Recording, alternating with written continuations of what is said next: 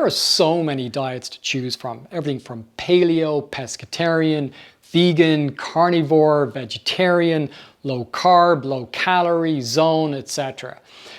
So take a moment and go through the list, and just for the fun of it, you choose what you think the best diet in the world is, and then we'll come back and check that in a few moments. So why is it that it's so complicated, and why are there so many diets and practically wars breaking out over which one is the best?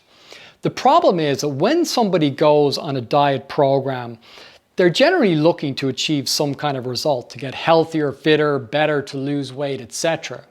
And what happens when they go on one of these diets is you have what's called a healthy user bias. So even if you pick any of these diets, you're probably going to get some type of results. And it could be that you cut out a bit of junk food, maybe you started up exercise, etc. There can be so many reasons.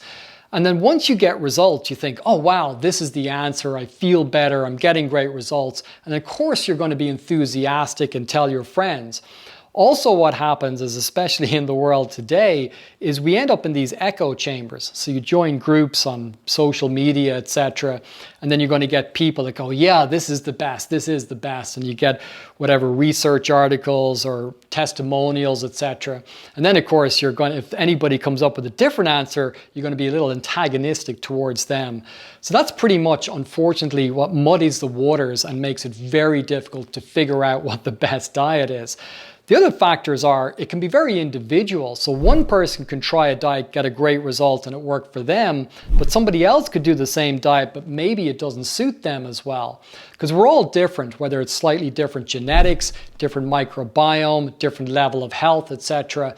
So it's going to vary quite a lot. So I'm going to cut through the chase and tell you out of that list, and it's probably one that almost nobody has guessed, because when you go through that list, one right down the end is, the answer is the Bruce Lee diet. So if you think of martial arts almost like diets, there's so many different martial arts: judo, jiu-jitsu, kempo, taekwondo, karate, etc. And what Bruce Lee did that was different from anyone else, he didn't get stuck in one way of fighting. He actually learned all the different methods, found out what worked best for him, and then he ended up better than anybody else. You see, actually, I do not teach, karate, because I do not believe in styles anymore. So styles tends to separate men, because they have their own doctrines. If you do not have styles, if you just say, well, here I am, as a human being, how can I express myself?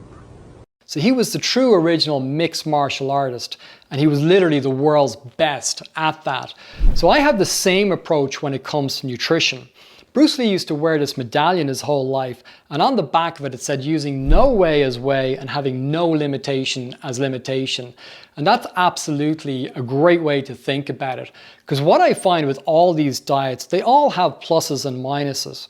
But what I am going to do is give you absolutely the fundamentals, the principles to go by, so that you can even judge these diets based on this, or just go with the principles alone. And that way it'll cut through all the confusion, and hopefully you'll come out the other end absolutely having a very clear understanding of nutrition and the most important things, so that you can achieve the results that you want to get.